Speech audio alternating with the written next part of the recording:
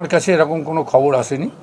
এগুলো শুভেন্দু অধিকারীর সাথে কার কোথায় যোগাযোগ আছে আমার জানা নেই, কিন্তু এইটুকু আমি বলতে পারি যে হঠাৎ করে তার এত উগ্র হিন্দুত্ববাদী এলো কেন? 5 বছর আগে সে কোথায় ছিল? 5 বছর আগে তোর সাথে ইফতারও করতো, 5 বছর আগে ঈদে মানুষের সাথে গিয়ে আলিঙ্গন করতো, কোলাকুলি করতো। আজকে হঠাৎ এত হিন্দুত্ব, এত উগ্র হিন্দুত্বের কি হলো আমি তো বুঝে পেলাম না। সেটা নিছক রাজনৈতিক স্বার্থ সরিত। আর শুভেন্দু অধিকারী কি হিন্দু ধর্মের লিজ নিয়েছে নাকি, ইজারা নিয়েছে নাকি যে ও যা বলবে হিন্দু ধর্মের মানুষকে সেই সমস্ত শুনতে হবে? আমরা মনে করি পশ্চিমবঙ্গ রাজ্য সনাতন ব্রাহ্মণ ট্রাস্টকে যারা অবৈধ বলছে তারা নিজেরা বৈধ কিনা দেখুক। পশ্চিমবঙ্গ রাজ্য সনাতন ব্রাহ্মণ ট্রাস্ট একটা রেজিস্টার্ড ইউনিট, আমাদের রেজিস্ট্রেশন রয়েছে, আমাদের প্রত্যেক বছর কাগজপত্র রিনিউ হয়, একটা বৈধ সংগঠন। একটা সময় এই শুভেন্দু অধিকারী এই রাজ্য সনাতন ব্রাহ্মণ ট্রাস্টের মিটিংয়ে আসবার জন্য আগ্রহ প্রকাশ করেছিল, আর আজকে অবৈধ বলছে। সুতরাং এদের মুখ এবং মুখোশ আলাদা। এরা মুখে একরকম বলে, কাজে আর এক রকম করে। দয়া করে এদের কথায় মানুষ চিড়ে ভিজবে না। বিজেপির বিধায়কেরা দিল্লিতে গিয়ে দেখা করলেন কেন্দ্রীয় মন্ত্রীর সঙ্গে, অভিযোগ জানালেন বালি পাথর সিন্ডিকেট থেকে জঙ্গল কেটে রিসোর্ট নির্মাণ হচ্ছে। এদের খায় না মাথায় দেয় কেউ জানে না। এগুলো অশ্বের ডিম্ব, মানে ঘোড়ার ডিম বলি আমরা। এই যে গেছে এগুলো আসলে এগুলো প্রতিযোগিতা চলছে ভারতীয় জনতা পার্টিতে। কে কোথায় গিয়ে কার কাছে গিয়ে অভিযোগ জানিয়ে খবরের কাগজে 10টা নাম উঠবে, 4টে কথা বেরোবে, তবে তাদের এলাকায় সম্মান বৃদ্ধি পাবে। ভারতীয় জনতা পার্টির বর্তমান কার্যকলাপে সাধারণ মানুষ অতিষ্ঠ। এরা কি করছে, খাচ্ছে না মাথায় দিচ্ছে, কি করছে কারোর কোনো ভাবনা চিন্তা নেই। এরা নিজেরা যাচ্ছে নিজেদের দর বাড়াতে, আগামী দিনে টিকিট পাবে কিনা সেই ব্যাপারে জানতে। এদের টিকিট নিজেদের কেউ সুরক্ষিত নয়, এদের সিট সুরক্ষিত নয়।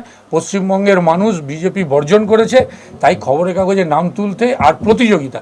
মানে হয়তো দেখুন শুভেন্দু সুকান্ত কিছুদিন আগে গেছে, তাই এদেরকে একবার যেতে হবে। এদেরকেও দেখাতে হবে যে দিল্লিতে এদেরও একটা ভালো লবি রয়েছে, ভালো সেটিং রয়েছে, গিয়ে হয়তো ওখানে কাজ করতে পারবে।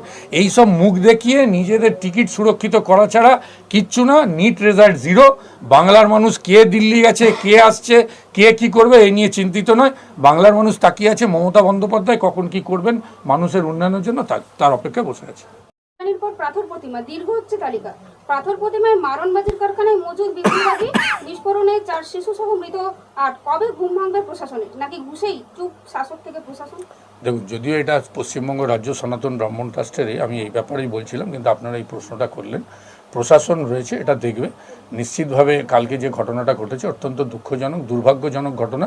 প্রশাসন এটার অলরেডি তদন্ত করছে, ফরেনসিক বিশেষজ্ঞরা আজকে যাবেন বা গেছেন। সুতরাং এই ব্যাপার নিয়ে যা বলার প্রশাসন উত্তর দেবে। এ তো দলীয় কোনো ব্যাপার না যে আমরা এখান থেকে মন্তব্য করতে পারি। পাথর প্রতিমার বাজি কারখানার বিস্ফোরণের ঘটনা এনআইএ তদন্তের দাবি জানিয়ে হোম মিনিস্টারকে চিঠি জানিয়ে। আরে এরা তো সবেতেই কেন্দ্রীয় এজেন্সি ডাকে। এই কেন্দ্রীয় এজেন্সি ডেকে কি লাভ হয়েছে, কোথায় কি করতে পেরেছে? কেন্দ্রীয় এজেন্সি যেখানে যেখানে গেছে তাদের নিট ফল 0। কেন্দ্রীয় এজেন্সির তাদের যে সাকসেস রেট সেটা পর্যন্ত লোকসভার পরিসংখ্যানে গিয়ে দেখুন কি অবস্থা হয়ে আছে। সুতরাং ভারতীয় জনতা পার্টি তো কথায় কথায় কেন্দ্রীয় এজেন্সি, এনআইএ, সিবিআই, ইডি ছাড়া ওরা কিচ্ছু জানে না। সুতরাং ওরা ওদের কাজ করুক।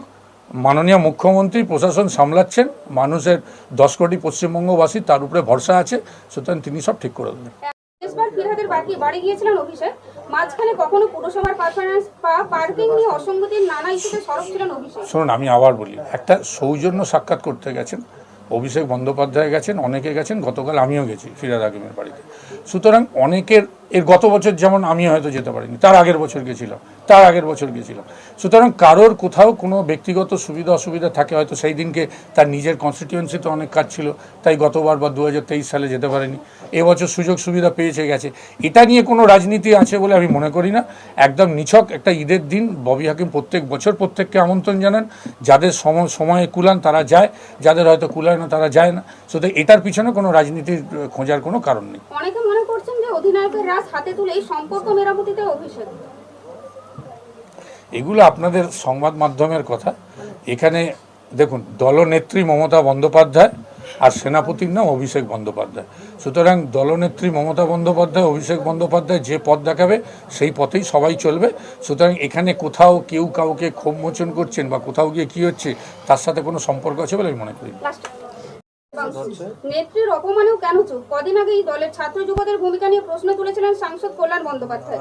ঘুরিয়ে কি আদি নব্যের লড়াই আবার প্রকাশ্যে?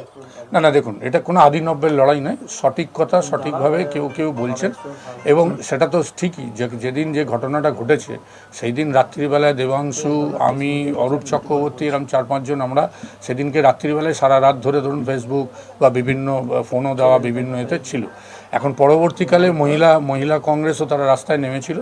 এটা অনেকে তাদের নিজেদের মত ব্যক্ত করছেন, যেভাবে কল্যাণ বন্দ্যোপাধ্যায় করেছেন, দেবাংশু করেছেন।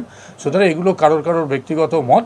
দল একটা পুরো পদ্ধতিতে চলে এবং দলের বিভিন্ন জায়গায় এটা নিয়ে আন্দোলন হয়েছে এবং হচ্ছে, আগামী দিনে হবে। 748টি অত্যাবশ্যকীয় ওষুধের দাম এক ধাক্কায় 1.74% বাড়তে চলেছে, কি বলবেন? এটা নিশ্চিতভাবে এটা নিয়ে তো আমরা তো এর বিরুদ্ধে আন্দোলন করছি, সংসদেও এটা তোলা হয়েছে। কেন্দ্রীয় সরকারের তো আমি তো জানাতে চাই যে কেন্দ্রীয় সরকারই জনদরদি না জনবিরোধী। আমার তো মনে হয় কেন্দ্রীয় সরকার জনদরদি নয়, জনবিরোধী, এবং যত দিন যাচ্ছে এই জনবিরোধী রূপটা আরও প্রকাশ পাচ্ছে।